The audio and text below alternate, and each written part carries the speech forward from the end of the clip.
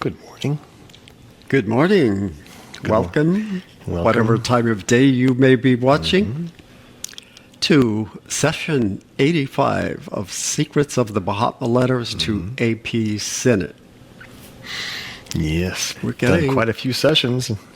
And we're getting closer and closer to the end.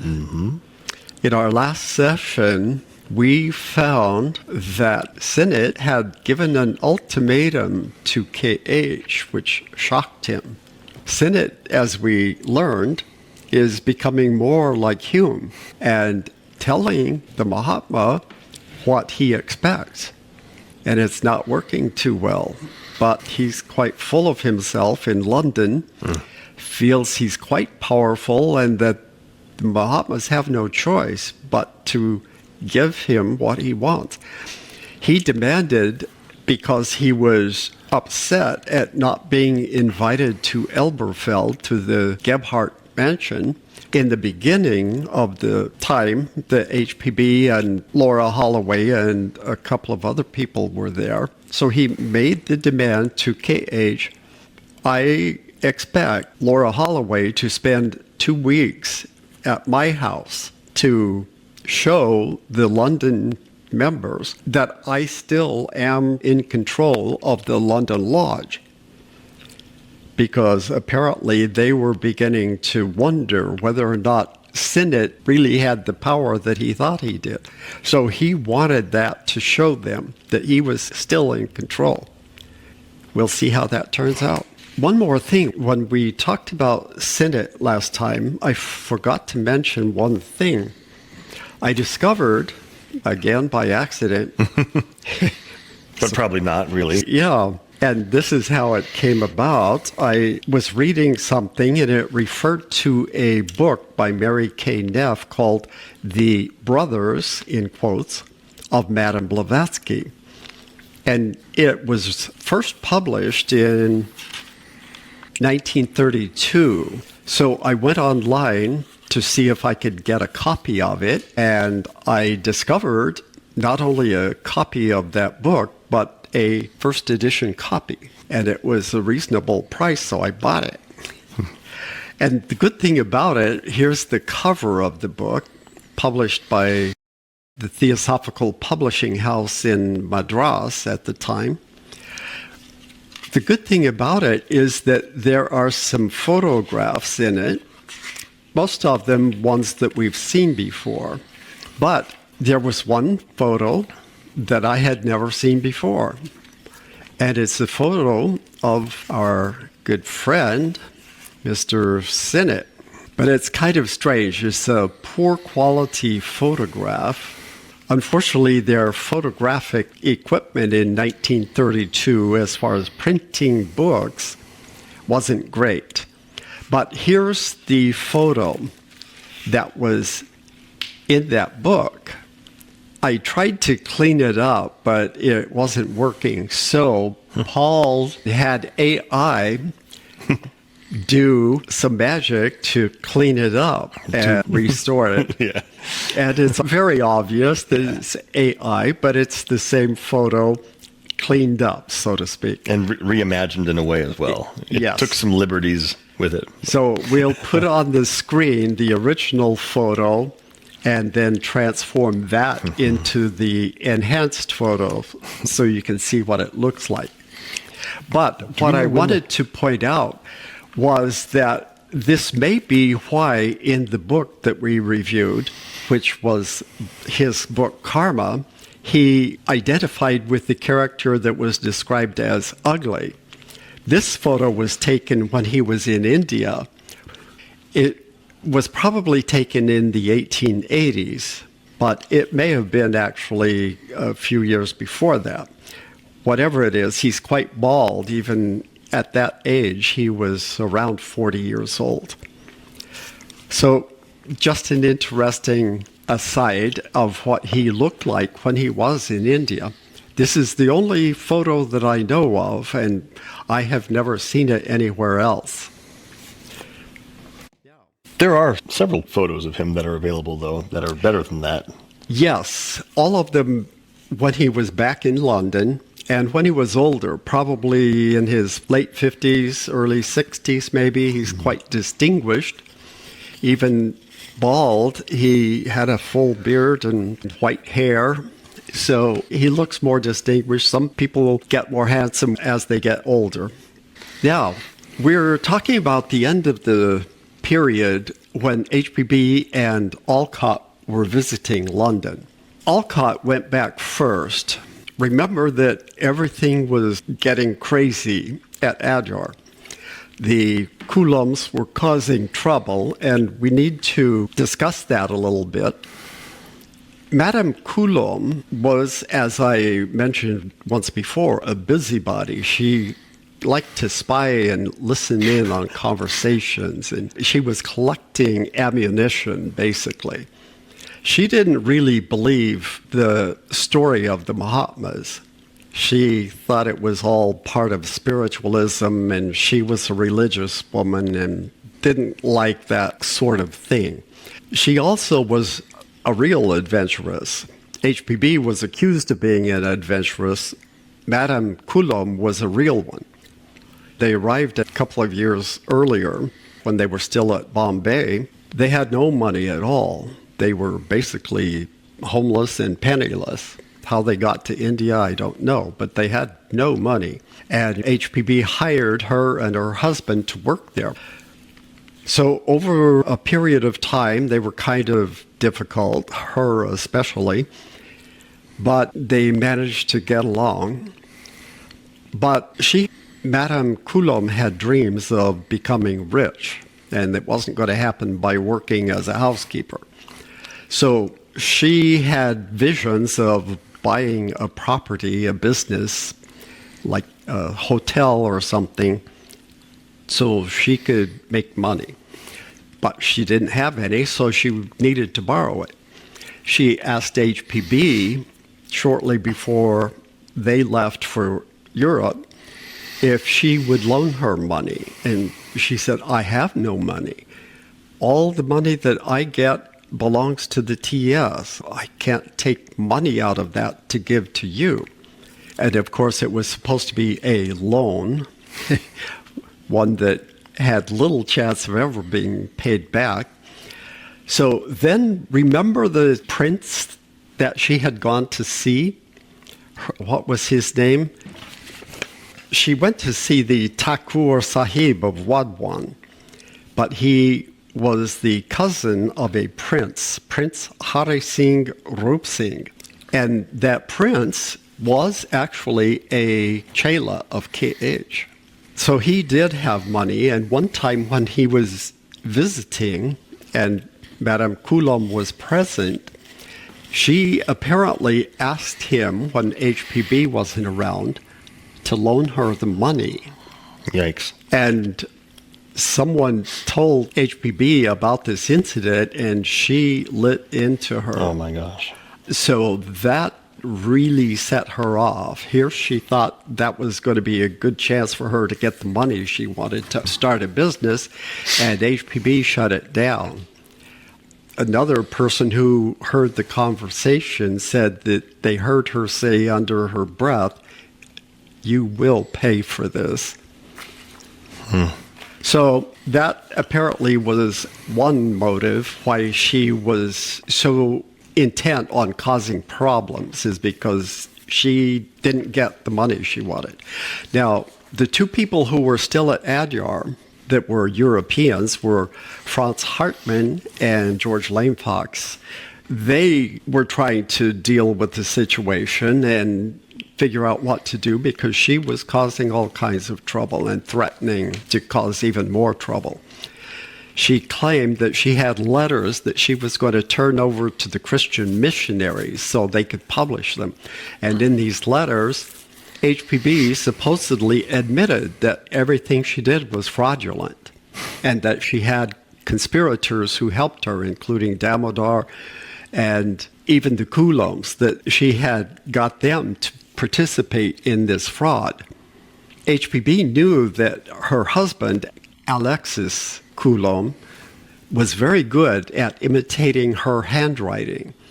He, at one point, wrote something in her handwriting, and she was shocked because she couldn't tell it from her own handwriting.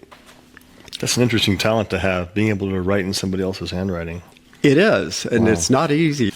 So Mr. Hartmann had offered the Coulombs some mining stock that he owned in a gold mine. I don't know where it was.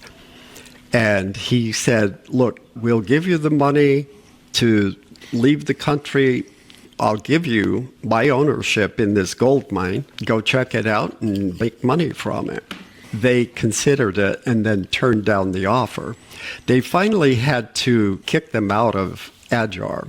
And when they did, they found the evidence of what they had been doing.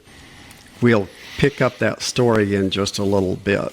Now, we're going to pick up another story. This gets complicated because we've got a bunch of characters now, not just Sinnett and HPB and the Mahatmas. Now we've got several early Theosophists who are involved. Now we're going to pick up what is happening with Charles Leadbeater at this point. He joined the society in 1883 in the fall and had been a member for about a year. He, like Sinnett and many other people, had been very interested in spiritualism. Now, Leadbeater was a vicar in the Anglican Church at the time. A vicar, but he was an assistant priest at a small country parish in Bramshot. And there were two. There was not a primary priest, but they were both ordained priests, but they were like lower rank. His uncle was the primary priest for the whole area, and he was the one who got him the job. He had been going to London periodically to attend seances from different spiritualist mediums, and one that he went to see many times was our friend, Mr. Eglinton. Oh. So he was very familiar with Eglinton, and this was after Eglinton had got back from India. At several of the seances, one of the spirit guides mentioned that he had met some of the Mahatmas, and he spoke of them very highly. So Leadbeater asked him, the spirit guide, if he could deliver a letter to KH for him. And he said, well, I don't know, but if you want to write and bring the letter, I will do my best and see if I can deliver it to him. So he did. He wrote a letter, and then he mailed it to Eglinton in London. He sent 3 envelopes, one inside the second and those 2 inside a third. And he sealed each one of them. A friend of his had a microscope, so they examined the seals to make sure that the 2 inner seals weren't broken. The letter on the inside was to KH. The second letter was to Ernest, the spirit guide. The spirit's guide's name is Ernest? Uh-huh. Oh. They all have names. Yeah. We don't know much about that Ernest character. Not really. The most we know about him is what Leadbeater has written about him. And then the outer envelope, which went through the mail, was the one to Eglinton.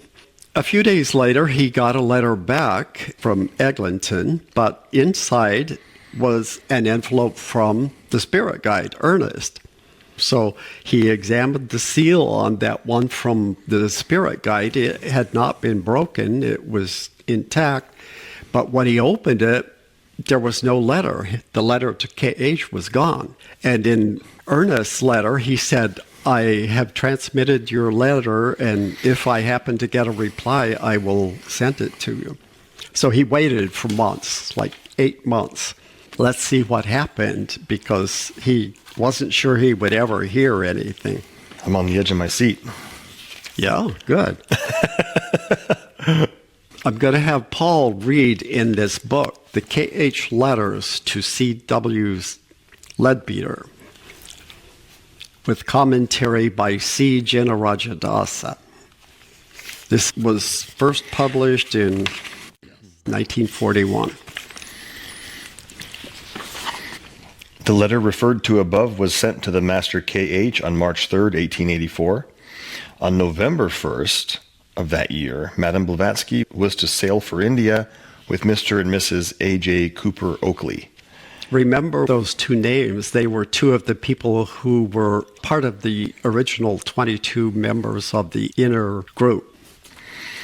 2 days before, on October 30th, Mr. Leadbeater came to London to say goodbye to HPB and stayed the night with Mr. and Mrs. A.P. Sinnett. So this is all in that townhouse on Ladbroke Gardens. So Leadbeater did see HPB there, but he didn't have much contact with her ever. That was one of the very few times. Right. Although he, I assume, attended some of the events during the months that she was there. So she would have met him previously, but neither one really mentioned any of those meetings. That evening, he was informed by DK, through HPB, that a reply to his letter of March 3rd had been sent by the master, but nothing was said as to its contents. On the morning of October 31st, Mr. Leadbeater returned to Liphook, the station for Bramshott Parish, by the 11:35 train from Waterloo Station. As Liphook is 47 miles from London, he would have arrived at Bramshott about 1 o'clock. There he found the letter, whose exact reproduction I give. So he included a copy. Now, this isn't a photographic copy. This is the type of copy that people made in those days. They would use a type of tracing paper, lay it on the original, and then trace it as carefully as they could. That's quite efficient, isn't it? Yeah, the original copy machine. Yeah. So that is, as close as possible, what it looked like. Now, I'm going to have Paul read the letter. I will point out one thing. Do you notice all the underlinings in the letter? Almost all of those are not underlinings. Instead, whenever KH writes a T, he writes a very long line to cross it. So those are not all underlinings. They are crossings of the T. Did KH do that in the other examples? We have quite a few examples of KH writing. Yes, he did, but they seem to be kind of exaggerated in this one. All right, so this is the first letter from KH to Leadbeater. Just read the whole letter. It's very, very enlightening. Let's go. First letter from the Master KH. And before we start, we believe this is actually from KH. Oh, yes. Very authentic. This is a Mahatma Letter. It's not in the Mahatma Letter book because it's to Leadbeater. Right. This is interesting, though. There are other KH letters. Remember, DK had told him when he went to see HPB that he had a letter on the way. So as soon as he got back the next day, the letter was there. Last spring, March the 3rd, you wrote a letter to me and entrusted it to Ernest. In quotes. Though the paper itself never reached me, nor was it ever likely to, considering the nature of the messenger, but its contents have reached me. I did not answer it at the time, but sent you a warning through Upasika. Did that warning come? Where was the warning? According to Jinarajadasa, it was sometime before, but it was just a general warning about expecting anything real from spiritualist mediums. That warning's been given multiple times. Right. So he didn't really connect it, I don't think, with this specific incident. It's not entirely clear. Okay. In that message of yours, it was said that since reading esoteric Buddhism and Isis, your, quote, one great wish has been to place yourself under me as a chela, that you may learn more of the truth. I understand from Mr. Sinnett, you went on, that it would be almost impossible to become a chela without going out to India. You hope to be able to do that in a few years, though for the present, ties of gratitude bind you to remain in this country, etc. Now, what he means by that is the fact that his uncle had got him that position. He would never have even become a priest if it were not for the help of that uncle who was a Cambridge Don. We learned that term recently, a Cambridge Don who was highly respected. Leadbeater had no college education at all. His family really had no money. So it was only because of his uncle that he was able to become a priest. Priests were supposed to be educated in theology. He was not. Is it safe to say that this is quite profound, that yet another would-be chela attempts to contact the masters, and lo and behold, he gets a reply? So this is kind of a big deal. Yes. How many other people have tried to contact the masters and get a reply? Well, at this point, quite a few had. Laura Holloway and numerous others. But here's one more. And we have a lot to digest here. We actually have a reply, though. This is very interesting. Yes. I now answer the above and your other questions. So here are the questions. 1, it is not necessary that one should be in India during the 7 years of probation. Is that the first time we've heard 7 years of probation? Not really. Murad Ali Beg mentioned it, that it takes 7 years to become a chela, an accepted chela. And I think that may have been a mistake to emphasize that too much to the Europeans. That might have been possible for some of the Asian chelas, but I really don't see how it could be possible for the European chelas because they had so much to learn and were missing so much experience that the Asians already had. So that may have been a mistake on the part of the Mahatmas, is to emphasize too much that 7-year period.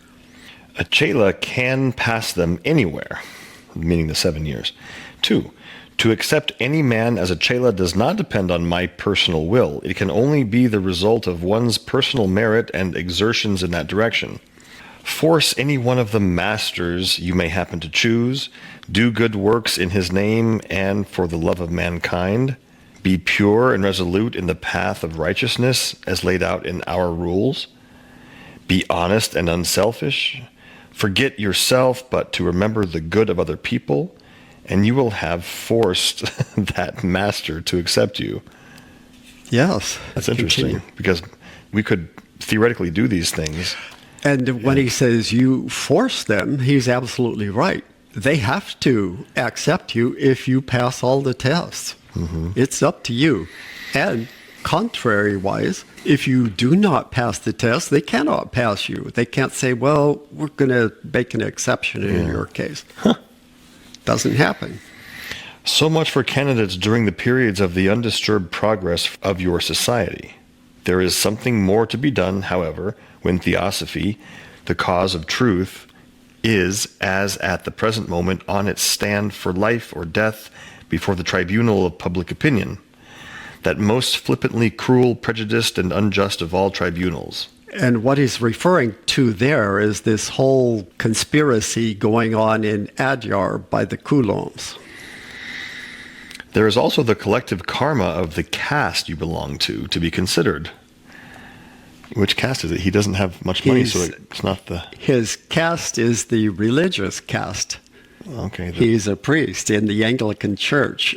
The Anglican Church isn't exactly a fan of theosophy. Yeah, of course. It is undeniable that the cause you have at heart is now suffering owing to the dark intrigues, the base conspiracy of the Christian clergy and missionaries against the society.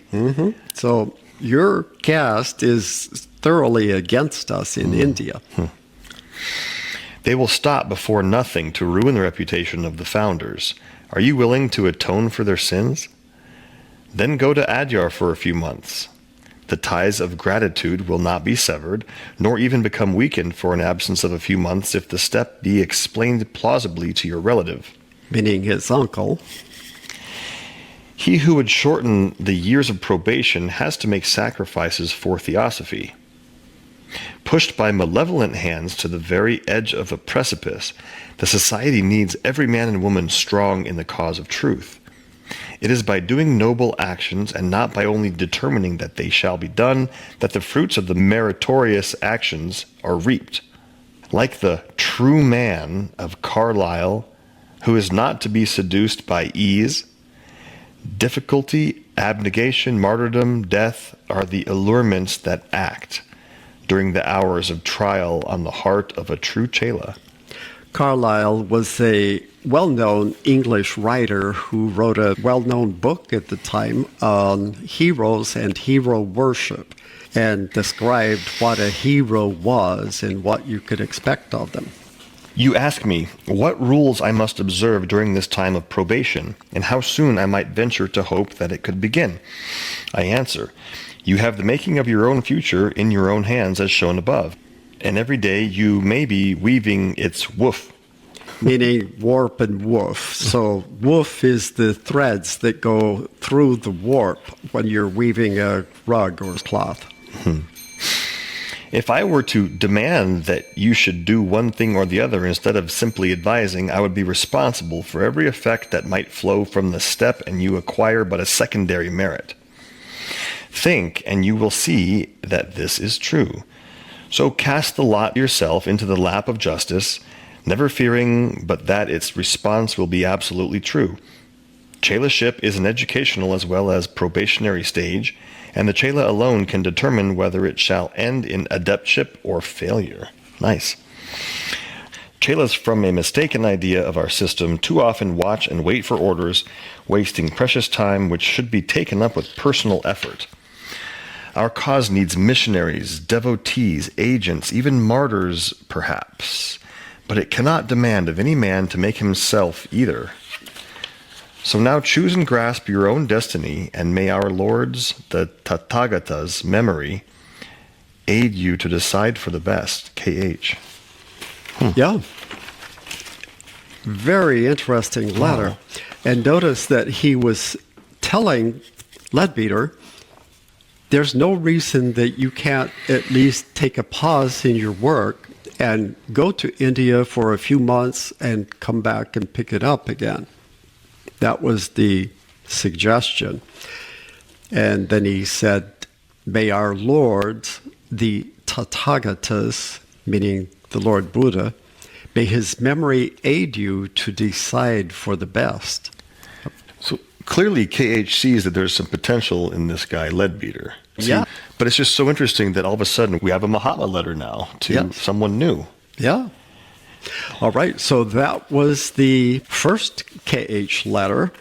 And now he went back to London the following day because he wrote out a reply to KH. But the only way he could get it to him fast enough, because HPB was leaving the day after that. So the next day would have been October 31st. She was leaving on the ship on November 1st. So he went home, got the letter, wrote out a reply to it, and went back on the train that same day so he could give it to HPB before she left the following day. It was that fast. So he had made up his mind. I wonder if HPB was willing to do that, though, because she had recently told Sinnett, don't you dare even ask me to transmit any more letters. I'm not going to do this anymore. We'll see. Okay. Actually, no, she had told him at one point that she was willing to do it again because there was so much going on and there were so many potential chelas that KH was working with at the time that she consented to take up the task yet again. Now, let's go to the second letter he received and see how that took place. So what happened was he went back there to Sinnett's because HPB was going to spend the night there at Sinnett's house. You're speaking of Leadbeater. Leadbeater went to Sinnett's house. Yes. And took his reply with him. When he got there, she was surrounded by all of these people, and he said, I have a reply for you to send to KH. And she said, well, I don't want to see it. And he says, no, I need you to look at it. And she finally consented to read his reply. And then she, by whatever means, I guess, took it into the room she was staying and said it was sent. You will receive a reply. And from then on, this is really interesting. She made sure that he never left her side because he didn't want any interruption in the process. He didn't want anyone to claim that it didn't happen the way it was going to happen. She was sitting near the fireplace. He had his elbow on the fireplace listening to her, and she had these people around her. And all of a sudden, she got a strange look, and her hand, like that, just went out, almost like of its own accord. And there, in her hand, everybody saw this white mist form and dissolve into a sheet of paper. And when it was finished reconstituting itself, she said, here's your reply. Go in the other room and read it. So here is the reply that he got delivered in this manner. That was fast. I wonder how much time passed from the time that she went into her room to transmit Only a few minutes. Really? And she still has enough power and energy to do materializations like this? I thought she was in a weak and frail state and wasn't doing any more of these phenomena. She gets periods where she is given the power somehow. Wow. And then it costs her, if she pays a price for it. Mm-hmm. All right, so let's read letter number 2. The second letter from the Master KH. It's very short. That's why it happened in a few minutes. Since your intuition led you in the right direction and made you understand that it was my desire you should go to Adyar immediately, I may say more. But he was still in London at this time at Sinnett's house. Yeah, but he had gone home, and according to the first letter, he could have waited a month or so to go. Oh. So it wasn't that he was intending to go with HPB until just now. When he got home, he decided he wanted to go with her. Right. On the 31st. This was on October 31st. The sooner you go, the better. Do not lose one day more than you can help. Sail on the 5th if possible. Join Upasika at Alexandria, which is in Egypt. Let no one know you are going, and may the blessing of our Lord and my poor blessing shield you from every evil in your new life. Greeting to you, my new chela. What? KH. Show my notes to no one. I didn't know this. I didn't know that Leadbeater was a chela of KH. Well, yes, absolutely. Okay. Very legitimate. What? Yeah. HPB was leaving the very next day on a ship and was going to Egypt first and was going to stay a few days there. So KH told Leadbeater, you can leave on the 5th and join her there. So he went to all of the shipping companies to try to book passage, but guess what? This was the time of year that wealthy people fled because it's wintertime. And they want to get out of England for the winter. So where do they go? One of their colonies that's warmer. And a lot of people would go to India for the winter. So there wasn't a single ticket available. He decided he would take his chances and go overland by train to Marseille and try to find passage there. So he did. He waited until the 4th of November because he had to resign and pack up what he was taking and make all of his preparations, sell a few things, say goodbye to a few people. On the 4th, he went overland to Marseille, and he managed to find a ship that was going to Alexandria. And from there, he met up with HPB before they sailed on a different ship to India. It sounds like he's moving for good. It didn't sound like KH was suggesting that. Well, he wasn't, but he intuited that that was the option too, to actually commit to the 7 years in India. And so he was bound and determined he was going to succeed at this. Interesting. Okay. All right. Now we have a letter from HPB to Sinnett, and this is really interesting. She wrote this letter while she was on the ship going from Liverpool, I believe, to Alexandria. She's on board ship and she's going to explain something, a phenomenon that happened. So this says Clan Drummond, and that was the ship that she was on. This was not a passenger ship. This was a cargo ship. But it had, and we'll show a photo of it on the screen, it had room for 40 passengers, and the accommodations apparently weren't that great. But this was an interesting ship because it was steam-powered, screw propeller, but it had a turbo assist. The turbo assist was sails. So they could, whenever the wind was in the right direction, put up the sails and get faster speed out of it. Wow. This was written on Sunday the 8th, and we'll see later where it gets mailed from.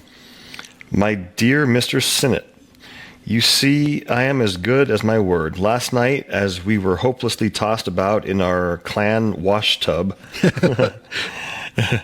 DK put in an appearance and asked in his master's name, KH, if I would send you a note. I said I would. He then asked me to prepare some paper. Not having any, I asked a passenger for some.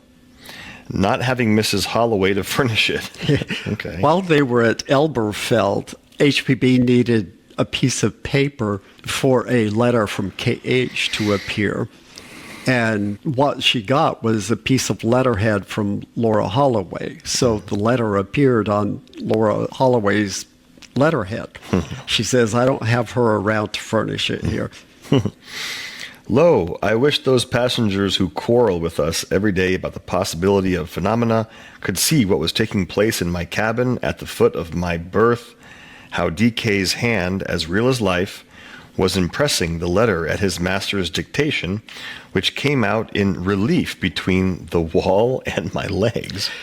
She unfortunately didn't explain this real clearly, but berth, meaning the bed that folds down, and she was sitting at the foot of this, and apparently there was a very narrow space at the foot of that berth. She's sitting there with a piece of paper that she got from another passenger, and here appears DK's hand impressing the message on this piece of paper right there in the room in broad daylight. Impressing meaning writing? Right. Well, I don't know if he was writing it or if he was causing it to be impressed.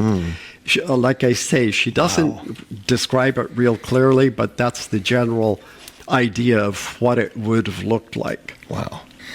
That's amazing. He told me to read the letter, but I am no wiser for it. Yeah, I can't make heads or tails. It's for you, so you figure it out. I understand very well that it was about probation and all for the best, but it is devilish hard for me to understand why it should all be performed over my long-suffering back. She, Mrs. Holloway, is in correspondence with Myers and the Gebhards and many others. You will see what splatters I will receive as an effect of the causes produced by that probation business. Yeah, remember that Laura Holloway was on the verge of failing as a chela, and it didn't look like it was going to turn out. I wish I had never seen the woman. Such treachery, such a deceit I would never have dreamt of. I was also a chela and guilty of more than one flapdoodle. A favorite word of hers, which meant some nonsensical act. But I would have thought as soon of physically murdering a man as to morally murder my friends as she has. Wow. If Master hadn't brought about the explanation, I would have gone away, leaving a nice memory of myself in Mrs. Sinnett's and your hearts. We have on board Mrs. Major Burton of Shimla. She left it the day before I came and has been anxious to meet me since. She wants to join us and is a charming little woman. She was always the missionary whenever she traveled. She would tell everybody she met about theosophy. Mm-hmm. And she met a woman on board, one of the 40 passengers, I guess, who was a fan of theosophy and of HPB and wanted to join the society. We have several Anglo-Indians, and all are kindly disposed. The steamer is a rolling washtub, and the steward of disgrace. We are all starving, and live on our own tea and biscuits. Oh my gosh. Apparently, this wasn't a first-class voyage. Oh my goodness. Do write a word to Port Said, post restant. French, and the British still use that today. Poste restant, a French term, is what we in America would call general delivery. People don't use it today. We communicate by phone. But it's still available if anyone wants to communicate that way. Jeez. But people traveling in those days used that a lot. If they were going to a foreign country, they would send it to the embassy of that country, and when they arrived, they would show up there and they would have mail for them. We shall remain in Egypt perhaps a fortnight. It all depends on Alcott's letters and news from Adyar. Can't write for the rolling. Love to all. Yours ever truly, H.P. Blavatsky. So she wasn't a fan of this ship. Right. It got her there. Yes, the rest of the voyage was quite interesting, but we won't cover it today. We will cover one more thing, though, before we end this session, and that is what happened to Judge when he got to India. Remember, we left him in a previous session where he had arrived in May in London and had gone to Paris, where he helped HPB for a while in her research and writing of the secret doctrine. And then he was planning to go to India anyway, but he didn't have the funds, so Alcott gave him the money to do it, apparently. And when he got to India, he arrived in Bombay and still had no money, so he couldn't even get across the country to Adyar. So he gave lectures to make enough money to get there. He finally ended up in Adyar, and this whole brouhaha with the Coulombs was going on. And he had problems. He had been communicating with Damodar for a few years. So he did eventually end up at Adyar and met the two Europeans, Franz Hartmann and George Lane Fox. But Hartmann was kind of a cruel person. He realized that Judge was very insecure, and he began tormenting him just for fun. Now, Judge had been communicating with Damodar for a few years because he knew that he was a chela and he was fascinated with what it involved to be a chela. A year previous, he actually received one Mahatma Letter. Judge did. It wasn't a letter. It was a note written on the back of someone's letter that they sent to him, and on the back of it, in red ink, it said, "Better come, M," and then with the triangle. M was his snake-like signature with the triangle of 3 dots. Better come, M. So a year later, he did go to India. He waited a whole year before. Why did he wait a whole year? He had no money, and he had other problems. So he did arrive there. He got a lot of information from Damodar, which was helpful to him. And because of Franz Hartmann and his cruel treatment of him, he decided that he was going to leave. But before that, while he was still there, the Coulombs had left the compound at Adyar, and as soon as they did, they got access to HPB's quarters, which they hadn't been able to because Mrs. Coulomb had the key and wouldn't give it to anyone. And when they got there, they were astounded. They found out that at the back of the shrine, which was just a cabinet hanging on the wall, he had been working on a system of a panel, a sliding panel, where they were trying to prove that this was all fraudulent, that it was coming from the other side of the wall, and someone would open this panel and deposit it in the shrine and then close it. But it hadn't been finished, so it was very hard to even slide this panel. They had to use a hammer to move it. And it hadn't been sanded or polished or made smooth at all. It was very rough. That is so incredible. They interrupted the process that they were in. My now, here's goodness. the stupid thing. It is so stupid, I can't even believe As it. if that whole thing isn't stupid enough. Yeah. Instead of leaving it alone and closing it off so that an investigation could take place, they called several people, all theosophists, in and had them examine it, sign a document stating what it was, and then they took the cabinet out and destroyed it and burned it. And they repaired the wall, all before Alcott and HPB got back. Why the hell would they do something like that? It's the craziest thing I've ever heard. But they did it, and I believe that Judge was there at the time. I think he actually participated in that. Even as an attorney, he should have known better than that. But they did. They thought they were helping. Anyway, he fled India because he couldn't take the torment, and he got in trouble.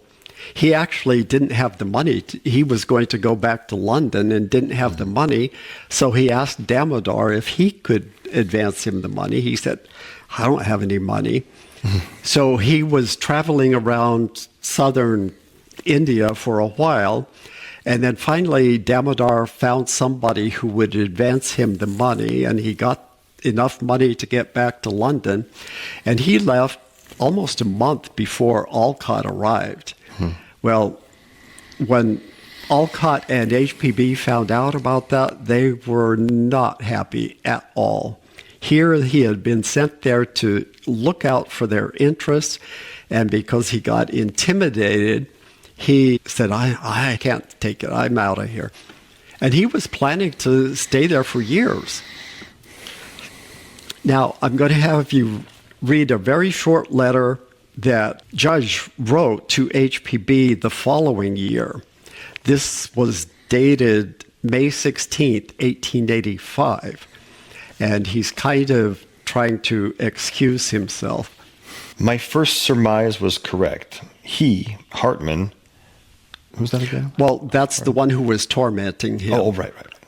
Seemed bad and dangerous, but I was lulled by letters from masters he had received in which he was commended, and I was foolish enough to give him confidentially some analyses of your character, which I had better have kept to myself, but I was no worse than Alcott. So he has kind of a strange way of expressing things, but he was jealous because Franz Hartmann had received several letters, and Judge had received no letters. He only received that tiny little note, better come, M. And he was jealous of Damodar, and he was jealous of Hartmann because they had both received more than one letter from the Mahatmas. I wonder if Hartmann kept his and published them somewhere. No, I've never seen any of them. I did not leave India because I got a message from a Mahatma. I never got any messages from any Mahatma either pretended or real, while I was in India. All right. So he was kind of upset about this, and Hartmann figured out it was easy to torment him over this. So he made his life miserable. Why would a chela Hartmann torment anybody, let alone judge? Well, he's on probation. All of them are. But he's getting letters from a master. You'd think that he'd be of a different character. Yeah. If HSO Henry Alcott had not been so nearly there, I would not have left. So he's saying, well, Alcott was almost there, and it was like 3 or 4 weeks later. So he's making excuses, but they're not very believable. But I had decided long before and only waited this long so that Hartmann should have no time to do any damage. I was therefore right. I tell you, neither you, nor Alcott, nor Holloway, nor deceit, nor trick, nor message, nor devil, nor Hartmann had anything to do with my departure from India. Yeah, so they were very unhappy with him and let him know. And he's trying to, I had my reasons. So why did he leave then? Of course it was Hartmann. Yeah, exactly. And a chela, you expect to stand up to people, you would think, but Jeez. He was very, very insecure and had other problems. We'll find out a little bit more of his personality later. So we'll leave it at that.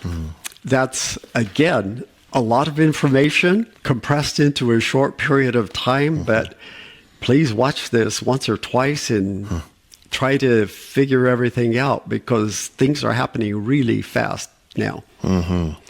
So stay tuned, and we'll see you in session number 86.